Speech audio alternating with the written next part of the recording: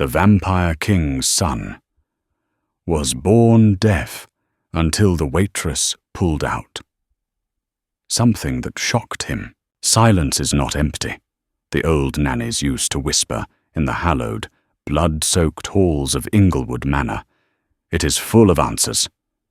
But for Kai Inglewood, the vampire king, silence was a curse, a heavy, suffocating shroud that wrapped around his only son, isolating the boy from a world that demanded obedience and fear.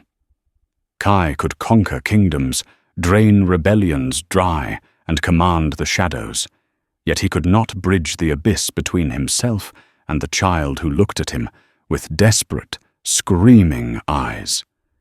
He needed a miracle, or perhaps a mercy.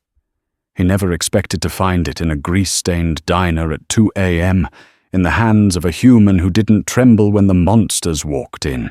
The rain in the city of Oak Haven didn't wash things clean. It just made the grime slicker. It was a Tuesday, the graveyard shift at the Midnight Fork, and Josie Danvers was 3 hours away from losing her mind and her apartment. "Order up on table 4, Josie, and for the love of God, smile. You look like you're at a funeral." The cook, a greasy man named Earl, barked from the pass-through window. Josie wiped her hands on her apron, pushing a stray lock of damp chestnut hair out of her eyes. "If I smile any wider, Earl, my face will crack, and then you'll really have a horror show." She grabbed the plate of lukewarm fries and navigated the checkerboard floor. The diner was a sanctuary for the lost, the lonely, and the insomniacs. But tonight, the air felt heavy, charged with a static that made the hair on Josie's arms stand up. The neon sign outside buzzed and flickered, casting a sickly pink glow over the patrons. Then the bell above the door didn't just chime, it seemed to toll.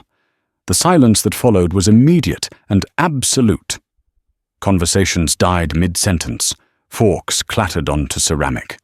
Josie froze, clutching her tray, as the door swung open. A man walked in. No, not a man. To call Kai Inglewood a man was like calling a hurricane a breeze. He was tall, wearing a tailored charcoal coat that cost more than the diner itself. His skin was pale, not with sickness, but with the terrifying perfection of marble. His eyes were the color of storm clouds, dark grey, swirling with an ancient, predatory intelligence. But it was who he held by the hand that caught Josie's attention. A boy, maybe 5 or 6 years old. He was a miniature replica of the king, with the same raven hair and porcelain skin, but his face was twisted in a rictus of frustration. He was yanking at the man's hand, his mouth opening in a silent scream, his small boots scuffing violently against the linoleum. "Sit," Kai said. His voice was low, a velvet rumble that vibrated through the floorboards. It wasn't a shout, but it carried the weight of a command that could level mountains. The boy didn't listen. He couldn't. Josie watched, mesmerized and terrified, as the pair took a booth in the far corner, the one usually reserved for drug deals or breakups. The Vampire King. Everyone knew the rumors. He ruled the night sector, a sovereign territory within the city. They said he was cruel, unfeeling, a monster who had decimated the Lycan uprising in a single night. But right now, he looked exhausted. "Do not look at them," Sabrina Everly, Josie's co-worker and best friend, hissed in her ear, grabbing her arm. Sabrina's face was drained of color. "That's Inglewood. If you spill coffee on him, we're all dead. Literally drained and left in the alley." "He's just a customer, Sab," Josie whispered back, though her heart hammered against her ribs like a trapped bird. "He's a predator, Josie. And that kid? That's the Silent Prince. Rumor has it he's cursed. Broken." Josie looked back at the booth. The boy, Elian, was now sweeping the salt and pepper shakers off the table. Glass shattered. The sound was deafening in the quiet diner. The king didn't flinch. He didn't strike the boy. He just closed his eyes for a second, a look of profound, crushing defeat passing over his features. He grabbed the boy's wrist, firmly but not cruelly, trying to restrain him. Elian thrashed, his small face red, tears streaming down his cheeks. He was trying to say something, needing something, but the bridge wasn't there. Josie felt a pull in her chest. It wasn't fear. It was recognition. She knew that look of frustration. She knew the wall that stood between the boy and the world. "I'll take the table," Josie said, her voice steady. "Are you insane?" Sabrina gripped her tighter. "Let Earl do it." "Earl is hiding in the freezer," Josie pointed out. "I'll do it." She grabbed a fresh pot of coffee and a menu. Her legs felt like lead as she walked across the diner. The air grew colder the closer she got to the booth. The scent of ozone, rain, and expensive cologne filled her senses. When she reached the table, the boy was in the middle of a silent meltdown, banging his fists on the table. Kai was staring out the window, his jaw clenched tight enough to snap steel. "Welcome to the Midnight Fork," Josie said, forcing her voice to remain calm. "Can I get you started with some coffee?" Kai turned his head slowly. His eyes locked onto hers. It felt like being scanned by a laser, cold, invasive, and lethal. For a second, Josie thought he might just kill her for interrupting his misery. "Coffee," he said, the word crisp and sharp, "black, and milk for the boy, if he will drink it." The boy, sensing the vibration of the new arrival, or perhaps seeing the movement, looked up at Josie. His eyes were wide, wet, and filled with a stormy rage. He looked at her mouth, then at her hands, waiting for a cue he never got from anyone else. Josie didn't pour the coffee. Not yet. She set the pot down on the table adjacent to them. She looked at the king, then at the boy. The boy's isolation was a tangible thing, a glass box he was suffocating in. "He's not being bad, you know," Josie said softly. Kai's gaze snapped back to her, narrowing. "Excuse me." "He's not being difficult," she clarified, her hands trembling slightly as she reached into her apron pocket. "He's just loud because he can't hear how loud he is. And he's angry because you aren't listening." The temperature in the diner seemed to drop 10 degrees.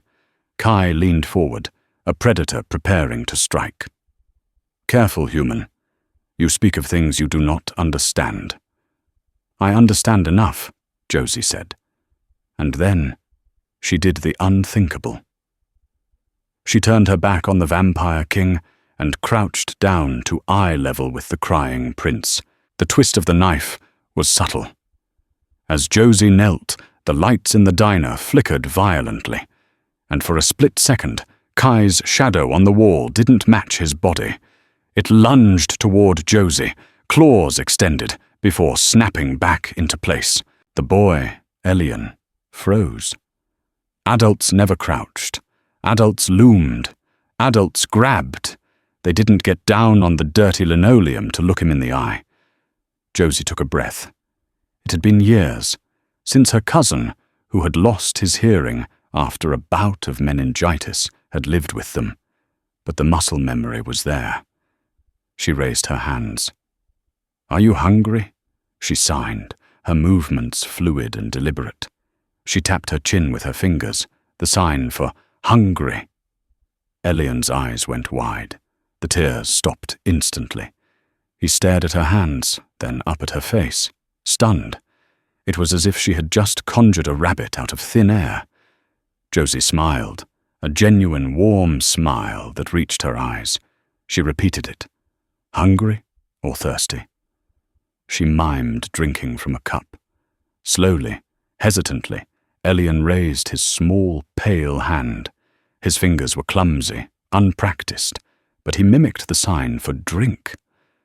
Kai Inglewood made a sound, a sharp intake of breath that sounded like a crack in a glacier. He was staring at Josie, his mask of indifference shattered. He looked from her hands to his son, his vampire senses hyper-aware of the boy's sudden calm. Josie reached into her pocket and pulled out a small, battered notepad and a crayon she kept for the kids' menus. She drew a quick, crude picture of a burger, a grilled cheese, and a milkshake. She showed it to Elian. "What do you want?" She signed, pointing to the paper. Elian slammed his finger onto the picture of the milkshake, a small, toothy grin breaking through his stormy expression. He looked at his father and vigorously tapped the table, then moved his hand in a drinking motion. "Strawberry milkshake," Josie said, standing up and facing the king. She didn't cower. "And fries, with extra ketchup. He likes the red." Kai was silent. For a vampire who had lived 300 years, who had negotiated treaties with warlords and decimated armies, he looked completely unmoored. He looked at his son, who was now sitting quietly, waiting, watching Josie with a look of adoration. "How?" Kai asked. His voice was no longer a command. It was a question wrapped in disbelief. "How did you do that?" "American Sign Language," Josie said, picking up her coffee pot. "He's deaf, isn't he? Not broken, just deaf." The healers, they said his mind was unreachable. They said he was feral. Kai's voice dripped with a cold fury directed at those absent healers. "He's not feral. He's bored," Josie said, pouring the dark coffee into Kai's cup. Her hand was steady now. "Imagine having a voice, but no one to hear it. Imagine screaming, and everyone just stares at you like you're a puzzle they can't solve." Kai looked at her hands, red-knuckled from scrubbing tables, nails short and unpainted. "You possess a magic I have not seen." "It's not magic, Your Majesty," she said, using the title with a hint of irony. "It's just communication." She went to the kitchen. Earl looked at her like she was a ghost. "You're still alive? Make me a strawberry shake, Earl, and make it the best one you've ever made." When she returned, Elian was waiting. He watched her approach, his eyes tracking her hands. She set the shake down. "Cold," she signed. "Good." Elian took a sip, his eyes lighting up. He looked at Josie and clumsily signed back. "Good." It was a small gesture, a single word, but it was the first time in 6 years the boy had communicated a specific thought to another living being. Kai watched the exchange with an intensity that made Josie's skin prickle. He wasn't looking at her like a waitress anymore. He was looking at her like she was water in a desert. "What is your name?" Kai asked. Josie Danvers." "Josie Danvers." He tested the name on his tongue, making it sound like a spell. "You are wasting your time serving grease to truckers." "I have rent to pay," she said defensively. Kai reached into his coat. He didn't pull out a wallet. He pulled out a heavy black card embossed with a silver crest, a wolf and a bat intertwined. He placed it on the table. "My son needs a voice," Kai said, his gaze piercing. "I can give him the world, but I cannot give him that. Come to Inglewood Manor. Tomorrow night. Sunset." I can't just... I will pay you 10 times what you make here in a year, every month," Kai interrupted, "and I will ensure no one ever looks at you with anything other than respect." Josie stared at the card. It was a ticket out of poverty. It was a ticket out of the rat-infested apartment and the debt collectors calling her phone.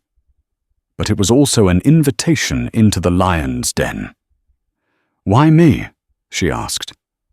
"Because," Kai said, standing up. Elian slid out of the booth, clutching his half-finished milkshake, looking at Josie with reluctance to leave.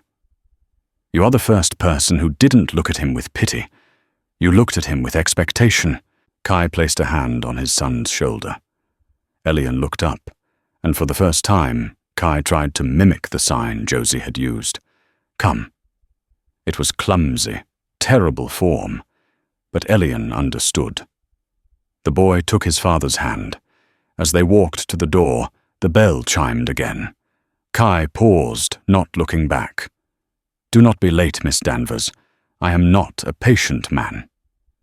Josie watched them leave, her heart pounding a rhythm against her ribs. She looked down at the table. Beside the black card lay a tip. It was a gold coin, ancient, heavy, and stamped with a face that looked disturbingly like Kai, but from a century ago. She picked it up. It was cold, unnaturally so. Suddenly, Sabrina was at her elbow. "Oh my God, did he just proposition you?" "No," Josie whispered, thumbing the ridge of the coin. "He just hired me." "Josie, look at the table," Sabrina said, her voice trembling. Josie looked down. Where Elian had been drumming his fingers on the laminate table during his tantrum, the surface wasn't just scratched. There were indentations, deep ones, fingerprints pressed into the hard composite wood as if it were soft clay. The boy didn't just have a temper. He had strength, uncontrolled, dangerous, vampire strength. And Josie had just agreed to be his teacher. The bus ride to the night sector took an hour, and with every stop, the passengers became fewer and stranger.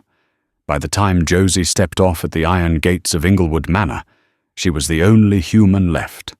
The sky was a bruised purple, the sun having just dipped below the horizon, surrendering the world to Kai's kind. The manor was a gothic monstrosity of stone and glass, perched on a cliff overlooking the churning ocean. It screamed old money and older blood. Josie clutched her bag tighter. She had packed her few books on ASL, some flashcards and a change of clothes. She told herself she could leave if it got too weird. She lied to herself often. The gates groaned open before she could touch the intercom. A long, winding driveway, lined with weeping willows, led to the main entrance. Waiting for her at the massive oak doors was not Kai, but a woman. She was tall, with hair like spun gold, and a smile that didn't reach her eyes. She wore a dress of crimson silk that looked like a fresh wound against the grey stone. "You must be the waitress," the woman said. Her voice was light, musical, and utterly dismissive. "I am Marina Brighton. The king asked me to process you." "Process me?" Josie asked, stepping out of the chilly wind. "I'm here to teach Elian." Marina laughed, a tinkling sound. "Elian. Yes. The little broken prince. Kai is desperate, isn't he? Dragging strays in from the street." She circled Josie, sniffing delicately. "You smell like onions and cheap detergent. Are we sure you're not lunch?" "I have an appointment," Josie said, straightening her spine. She wasn't going to let this high society leech intimidate her. "With the king." "The king is busy ruling," Marina snapped, her eyes flashing red for a split second. "I run this household, and I don't think you'll last the night. The last governess left in tears, the one before, that left in a body bag." Josie's stomach twisted, but she held her ground. "Good thing I'm not a governess. I'm a tutor." "Marina," a voice boomed from the shadows of the grand staircase. Kai materialized from the gloom. He had shed the coat and was wearing a black shirt with the sleeves rolled up, revealing pale, muscular forearms. He looked less like a king and more like a warrior at rest. "That is enough," Kai said, descending the stairs. His eyes were fixed on Josie. "You came." "You left a gold coin as a tip," Josie said. "I figured the pay was real." "It is." Kai stopped in front of her. Up close, his presence was overwhelming. He smelled of rain and ancient dust. "Marina, leave us. Take the staff to the west wing." Marina bristled, her perfect mask slipping. "Kai, surely you don't intend to leave her alone with the boy?" He's volatile today. He shattered a mirror this morning. Go, Kai said. He didn't raise his voice, but the shadows in the room seemed to lengthen and sharpen, pointing like daggers at Marina. She huffed, glared at Josie with venomous promise, and swept away. Follow me, Kai said. He led Josie through corridors lined with portraits of stern-faced ancestors. They arrived at a heavy door at the end of the hall. Kai hesitated, his hand hovering over the handle. He destroys everything, Kai said softly, his back to her. Toys, furniture, people. He doesn't mean to. But his frustration, it manifests as force. He needs an outlet, Josie said. Language is an outlet. Kai opened the door. The room was vast, filled with broken toys and shredded curtains. In the center, sitting what amidst the wreckage of a train set, was Elian. He was staring at the floor, rocking slightly. Josie stepped in. She didn't look at the damage. She walked straight to the boy and sat down on the floor, crossing her legs. She tapped the floor twice. The vibration made Elian look up. His eyes widened. He recognized her. The lady with the hands. Josie smiled and pulled a bright red apple out of her bag. She held it up. Apple, she signed, making the motion against her cheek. Elian stared. He looked at the apple, then at her hand. Slowly, his small fist came up to his cheek. He twisted it. Apple. Josie tossed him the apple. He caught it with supernatural reflexes. Kai watched from the doorway, leaning against the frame. For the first time in centuries, the crushing weight on his chest lightened. We start with nouns, Josie said, not looking back at the king. Then verbs, then feelings. He has a lot of feelings to get out. You have free rein, Kai said. Whatever you need, ask. I need a classroom, Josie said. Not a playroom, a place with a desk, and I need you to learn too. Kai blinked. Me? He needs to talk to his father, not just the help, Josie said, turning to face him. If you don't learn, he's still alone. It was a challenge. No one challenged the Vampire King. Kai stared at her, the grey storm in his eyes swirling. Then, slowly, the corner of his mouth quirked up. A smile. It was terrifying and beautiful. Very well, Miss Danvers. Teach me. As the lesson began, Josie felt a strange heat on the back of her neck. She glanced toward the window. Outside, in the dark garden, a figure stood in the rain, watching them. It was an older woman, draped in ragged velvet. Lorelei Yardley, the seer of the court. Her white eyes were fixed on Josie. Lorelei raised a hand and pressed it against the glass. She wasn't looking at Josie's face. She was looking at Josie's hands as she signed. And then Josie saw it. As she signed the word for father to Kai, a faint, glowing sigil etched itself into the air where her fingers moved, a silver trail of light, visible only for a heartbeat. Kai didn't see it. Elian didn't see it. But Josie saw it, and so did the seer outside. Josie's heart skipped a beat. She wasn't just making shapes. The magic Kai had spoken of. Maybe he was right. Maybe sign language wasn't just a language here. Maybe it was a spell. And she had just cast it on the king. The days at Inglewood Manor bled into nights, a rhythm of shadows and silence that Josie was slowly learning to navigate. Elian was a sponge. He absorbed signs with a hunger that broke Josie's heart, devouring the ability to name his world. Book, rain, hunger, sad. But it was the word father that changed everything. It happened on a Thursday, amidst a thunderstorm that rattled the leaded glass windows of the library. Kai was present, as he always was now, leaning against the mahogany bookshelves, pretending to read reports while watching Josie's hands with an intensity that made the air hum. He is struggling with the concept of king, Josie said, breaking the quiet. She sat on the Persian rug across from Elian. It's too abstract. He knows you're his dad. He doesn't know you rule the city. He knows fear, Kai said, his voice low. He sees how the staff looks at me. That is enough of a lesson in kingship. It's not enough, Josie countered. She turned to Elian. She tapped her chest. Josie. She pointed to Elian. Elian. She pointed to Kai. Father. Then she decided to try something new. She made the sign for King, a K hand shape, moving from the left shoulder to the right hip, like a sash. As her hand swept across her chest, the air rippled. It wasn't a trick of the light this time. A ribbon of silver luminescence trailed her fingers, hanging in the air like burning magnesium before fading into sparks. Elian gasped, his eyes tracking the fading light.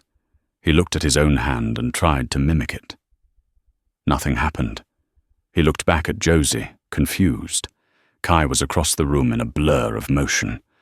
One moment he was by the books, the next he was towering over Josie, his hand gripping her wrist. His skin was ice cold, his grip iron hard. "What did you do?" he demanded, his eyes flashing a dangerous, luminescent grey. I just signed," Josie stammered, her heart hammering against her ribs. She tried to pull away, but he held fast. "You're hurting me." Kai released her instantly, looking at his own hand as if it had betrayed him. "You are not just signing, Josie Danvers. You are weaving." "Weaving?" From the shadows of the hallway, a rasping voice answered. "She speaks the first tongue, my king. Or rather, her hands do." Lorelei Yardley, the seer, shuffled into the room. She looked like a pile of rags held together by spite and old magic, her milky eyes fixed on Josie. Humans have forgotten, but once, language was not just sound, it was shape, it was intent. You have a weaver's blood, girl. You don't just describe the world, you define it. Josie rubbed her wrist. "I'm just a waitress." "And a match is just a stick of wood until you strike it," Lorelei cackled. The boy responds to her because she is amplifying his will. She is the bridge, but bridges can be burned. Kai looked at Josie with a new expression. It wasn't just desire or gratitude anymore. It was calculation. "If she is a weaver," Kai said to the seer, "then she is a target." "Indeed," Lorelei murmured. "The High Council does not like unauthorized magic. And Marina does not like competition." As if summoned, the heavy oak doors creaked open. But it wasn't Marina. It was a woman who didn't walk. She poured herself into the room. She wore a tuxedo suit that was tailored within an inch of its life, her hair a sleek bob of jet black. She held a cigarette holder, though it was unlit. "Oh, darling, stop being so dramatic," the newcomer drawled. She looked at Kai, then at Josie, her lips curving into a smirk that was equal parts charm and menace. "So this is the little human pet everyone is whispering about in the Undercity." "Veronica," Kai said, his posture stiffening. "I didn't know you were in Oakhaven." "Veronica Starling," the woman introduced herself to Josie, ignoring Kai. She extended a gloved hand. "I handle Kai's messier public relations, and darling, you are becoming a very messy PR problem." Josie took the hand. It was cold, but unlike Kai's marble chill, Veronica's cold felt electric. "Nice to meet you," Josie managed. "We'll see," Veronica purred. "The council is holding a gala on Saturday. The Blood Moon Ball. They want to see the prince, and they want to see the tutor." "No," Kai said immediately. "Elian is not ready, and Josie is human. It's a death sentence. If you hide her, they will assume you are building a weapon," Veronica said, her eyes sharpening. "Bring her. Let them see she is just a harmless little thing with nimble fingers. Unless, of course." Veronica leaned in, smelling of clove cigarettes and dried blood. She isn't harmless. Josie looked at Elian, who was watching the adults with wide, fearful eyes. He sensed the tension. He signed, scared. Josie signed back, safe. I am here. As she signed safe, crossing her wrists over her chest, a shimmering, translucent dome of light pulsed around Elian for a heartbeat. Veronica's jaw dropped. Well, she whispered, that changes the dress code. The Blood Moon Ball was held in the obsidian spire, a skyscraper in the center of the night sector that pierced the clouds like a black needle. The elevator ride up took an eternity. Josie stood in the corner of the glass box, smoothing the fabric of the dress Veronica had provided. It was a midnight blue velvet that hugged her curves and left her shoulders bare. It was beautiful, but she felt like a sacrificial offering wrapped in expensive paper. Kai stood beside her, silent. He wore a formal military uniform from an era long past, black with silver epaulets. He looked devastating. Stay close to me, Kai said, not looking at her. Do not speak unless spoken to. And for the love of the ancestors, do not sign unless it is an emergency. Your hands are a beacon. You're the king, Josie whispered. Can't you just tell them to leave us alone? Kai turned to her. The elevator lights reflected in his storm-grey eyes. I am a king, Josie, not a god. My throne sits on a foundation of alliances and threats. If they think you are a threat I cannot control, they will kill you to weaken me. He reached out and tucked a loose strand of hair behind her ear. His fingers lingered on her jawline. The touch sent a jolt of heat through her that had nothing to do with magic. I will not let them touch you. The doors opened. The ballroom was a sea of predators. Vampires, lichens, and fae mingled under chandeliers made of bone and crystal. The music was a string quartet playing something haunting and discordant. As Kai and Josie entered, with Veronica trailing behind like a sleek bodyguard, the room went quiet. The King of Shadows, a voice announced. Josie kept her head high. She spotted Marina Brighton across the room, holding court with a group of vampires who looked like they ate models for breakfast. Marina's eyes narrowed into slits. Well, well, Marina said, gliding over. She wore a dress of silver scales. You actually brought the nanny. How quaint. She is a guest, Marina, Kai warned, his voice a low growl. She is a curiosity, a man said, stepping out from behind Marina. He was tall, gaunt, with hair like white straw. This was Lord Vane, a member of the High Council. He looked at Josie like she was a biology specimen. We hear rumors, Kai. Rumors that your broken son is learning. He was never broken, Josie said before she could stop herself. Vane laughed, a dry, rustling sound. It speaks. Tell me, human, how do you teach a boy who cannot hear the screams of his victims? I teach him so he won't create victims, Josie said, her voice shaking but clear. The room fell silent. Kai's hand found the small of her back, a silent show of support. Bold, Vane murmured. Let us see. He snapped his fingers.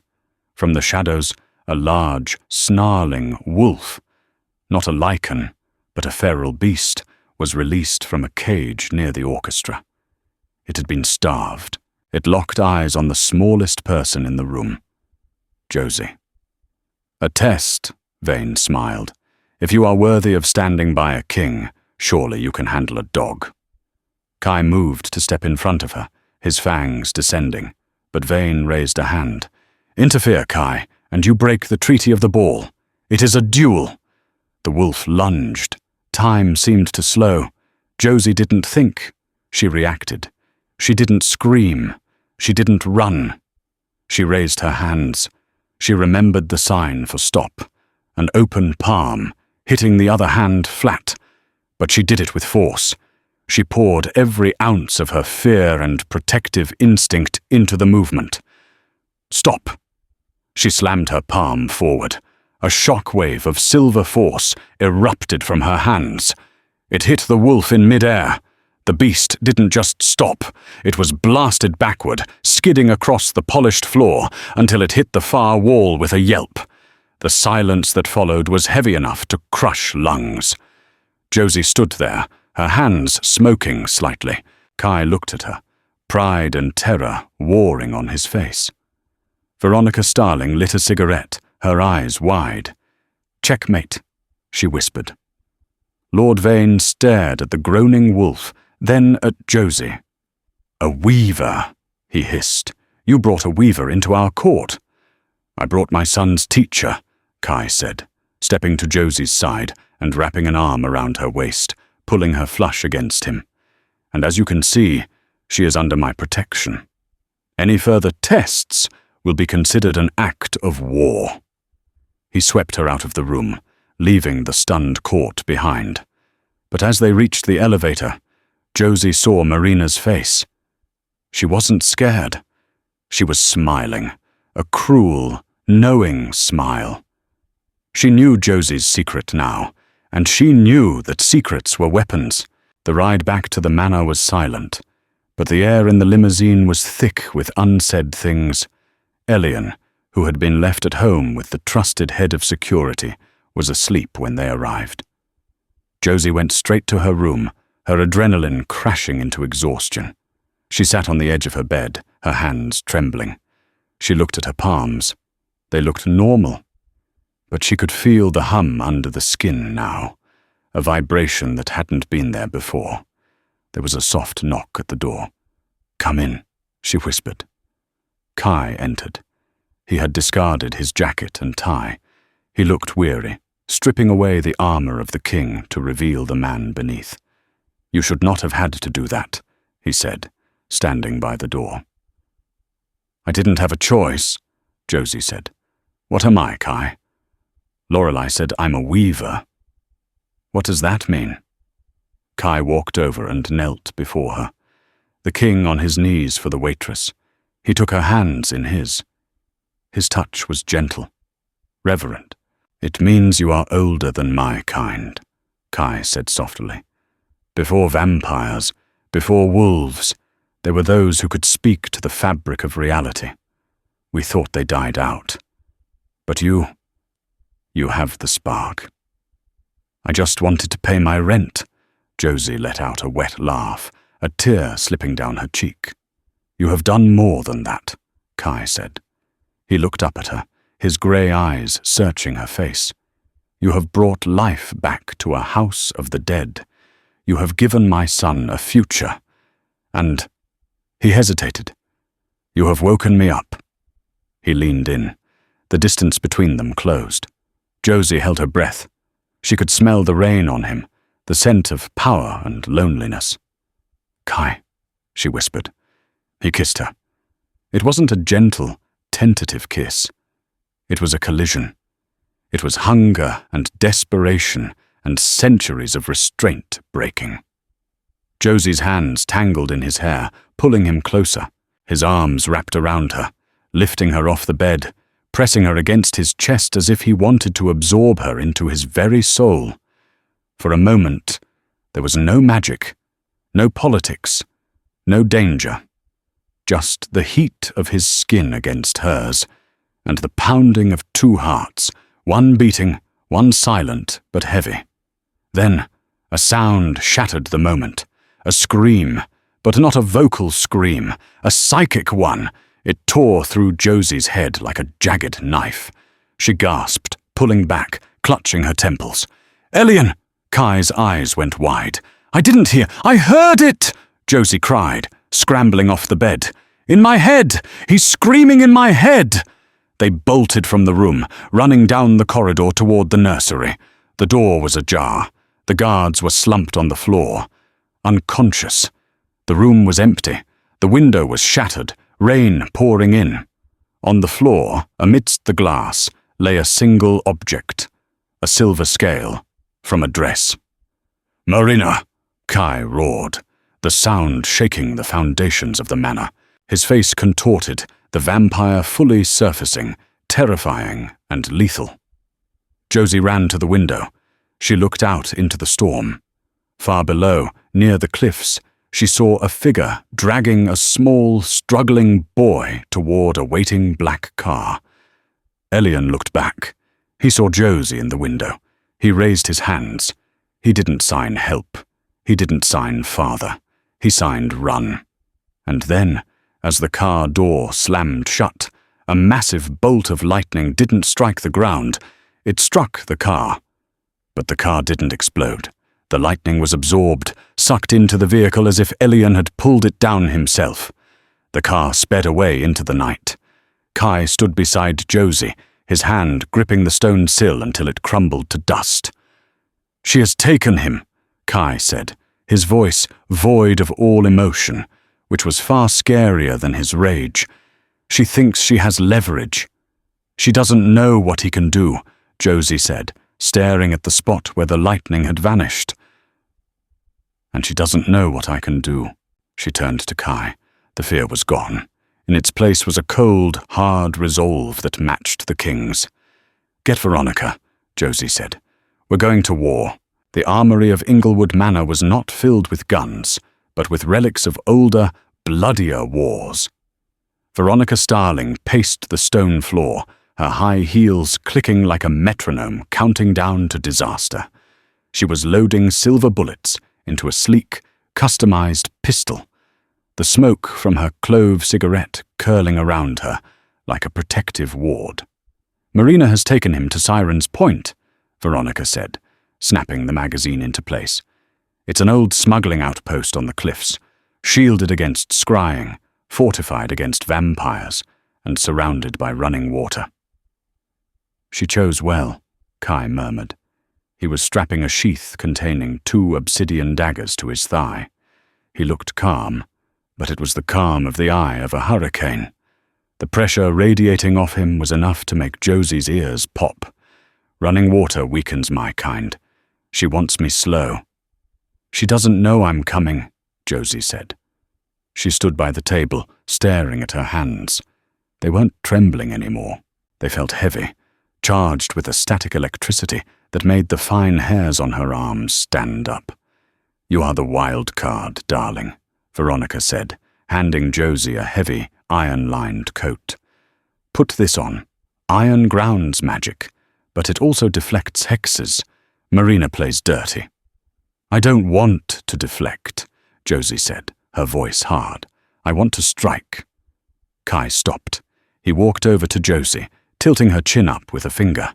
"We are not going there for vengeance, Josie. We are going for Elian. Remember that.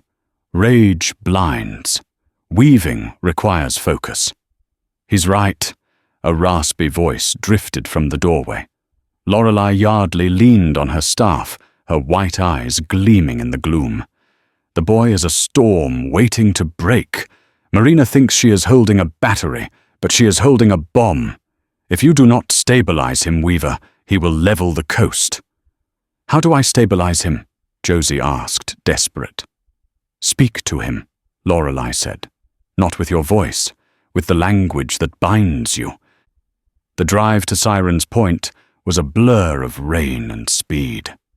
Veronica drove the armored SUV like she had a death wish, drifting around the slick cliffside curves. Below them, the ocean roared, crashing against the jagged rocks. When the lighthouse of Siren's Point came into view, it was a jagged tooth of black stone against the stormy sky. A magical barrier shimmered around it, a dome of sickly green energy. "I can't cross that," Kai said, his eyes narrowing. "It's a blood ward. It bars the undead."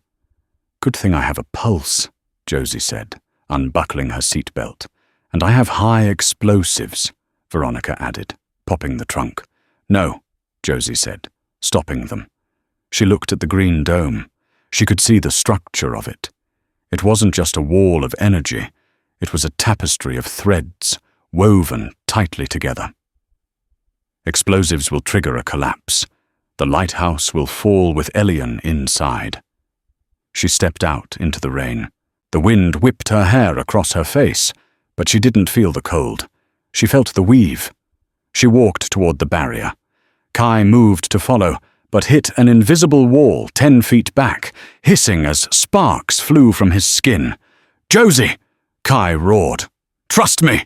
she shouted back over the wind. She stood inches from the green fire. She raised her hands. She didn't use a standard sign.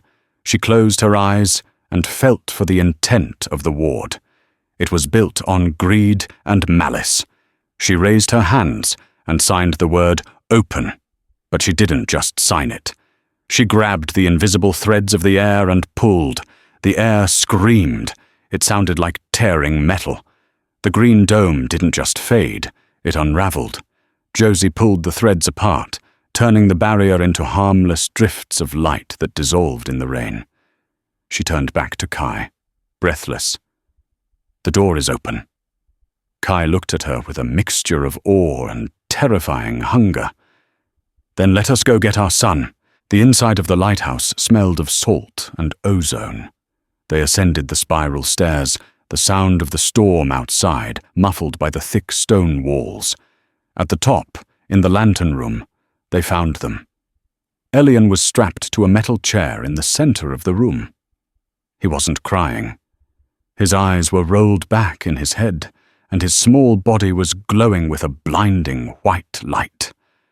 Cables ran from the chair to a large crystal array that Marina was manipulating. Marina looked up as they burst in. She looked manic, her hair wild, her red dress torn. "You're too late," she shrieked. "Do you see? He is infinite. He isn't a vampire. He's a conduit. I'm siphoning enough power to overthrow the council tonight." "Get away from him," Kai commanded. The air pressure in the room dropped instantly, the glass of the lantern room cracking under the weight of his presence. "Come closer and I overload the circuit," Marina threatened, her hand hovering over a lever. "I'll fry his brain." Kai froze. For all his strength, he was helpless against the flip of a switch. But Elian wasn't unconscious. Through the haze of power, his eyes snapped open. He saw Josie. Josie locked eyes with him. She didn't scream. She didn't panic. She raised her hands slowly. "Focus," she signed. "Look at me." Elian's gaze locked onto her hands. The chaotic flickering of his light stabilized. "You are not a battery," Josie signed, her movements crisp and glowing with gold light. "You are the storm." Marina laughed.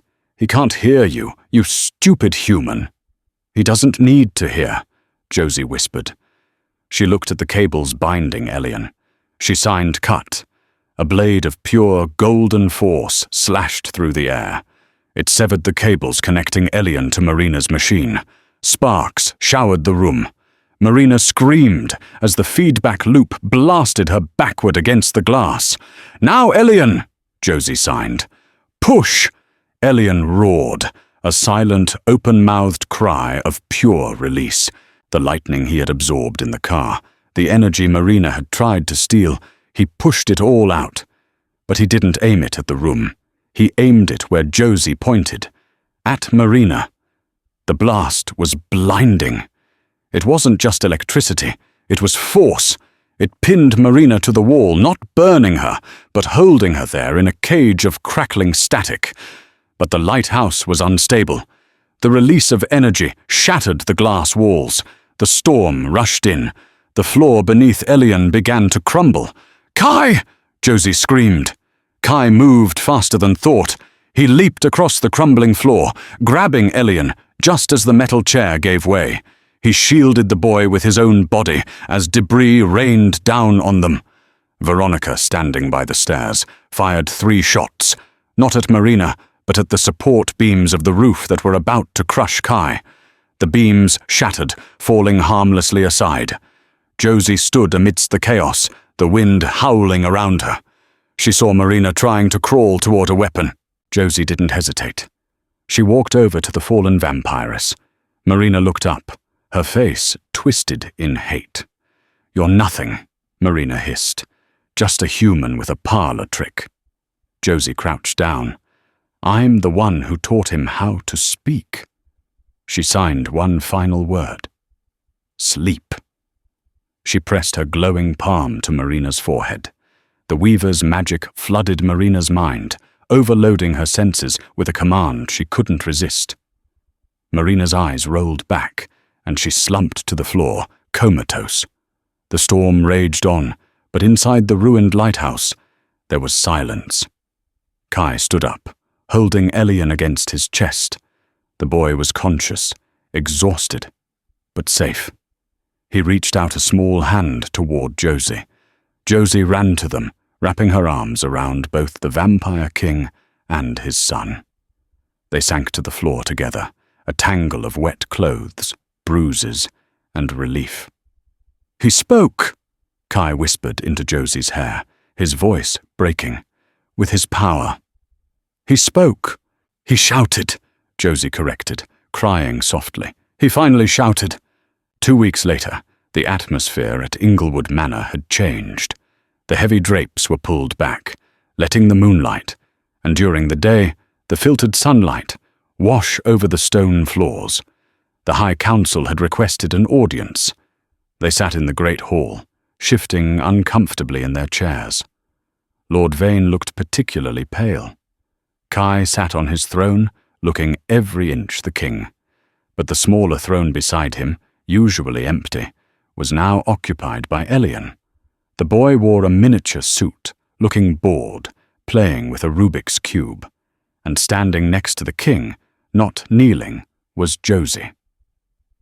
"The disturbance at Siren's Point has been noted," Lord Vane said, clearing his throat. "Marina Brighton has been stripped of her titles and is currently indisposed in the stasis crypts. However, the question of the boy remains. And the human." "The human has a name," Kai said, his voice echoing in the hall. "She is the Royal Weaver, and she is under my protection. Any move against her is a declaration of war against the crown." "A weaver," Vane scoffed, though his eyes darted nervously to Josie's hands. "It is a dangerous variable, Kai, and the boy, he is volatile. We cannot have a deaf king. How will he hear the petitions? How will he command the armies?" Kai looked at Josie. She stepped forward. "He will not hear your petitions," Josie said, her voice clear. "He will see them. He will see your lies, and he will see your loyalty. And as for commanding," she turned to Elian, "show them." Elian set down the cube. He looked at Lord Vane. He raised his hand and made a fist. The candles in the room, hundreds of them, extinguished instantly. The room plunged into darkness. Then Elian opened his hand. The candles flared back to life, but the flames were not orange. They were silver, and they didn't flicker. They stood perfectly still, controlled by the boy's will. "He does not need to shout to be heard," Kai said, standing up. "His silence is louder than any of you." Kai walked down the steps of the dais and took Josie's hand. He turned to the council. "The old laws are finished. We do not hide in the shadows anymore. We do not view humans as cattle or pets. We weave a new world. Anyone who opposes this can leave, or they can answer to the prince." Vane looked at the silver flames, then at the glowing sigil that was faintly visible on Josie's throat, a mark of Kai's claim and her own power. "Long live the king," Vane whispered, bowing his head. "And the prince." Later that night, Josie stood on the balcony overlooking the ocean. The air was crisp. Kai joined her, wrapping his arms around her waist from behind, resting his chin on her shoulder. "You scared them," Kai murmured. "Good," Josie said. "They needed scaring." "Elian is asleep," Kai said. He signed, "Good night" to me, and love. Josie turned in his arms. "He's a quick learner." "He has a good teacher." Kai brushed his thumb over her lips. "I have a question, Josie Danvers." "Yes?" "You signed something to me back in the lighthouse, amidst the chaos. I saw your hands move, but I didn't know the word. Josie smiled. She stepped back slightly and raised her hands. She crossed her arms over her chest, hands in fists, then brought them out, pointing index fingers at him. Forever. It means forever, she whispered. Kai caught her hands and kissed her palms, the weaver's spark mingling with the vampire's cold touch, creating a warmth that defied the laws of nature. Forever, Kai agreed. The silence of the manor was no longer empty. It was full of answers, full of light, and full of a love that had broken the boundaries of species and sound. Josie Danvers had walked into a diner shift hoping for a tip, and she had walked out with a destiny. She had taught a king to listen and a prince to speak, proving that the most powerful voice is the one that doesn't need words to scream. If you fell in love with Kai and Josie and cheered for Elian finding his voice, please like this story, share it with your fellow romantics, and subscribe for more tales of dark romance and magical destinies. Let me know in the comments, what sign would you teach the Vampire King first?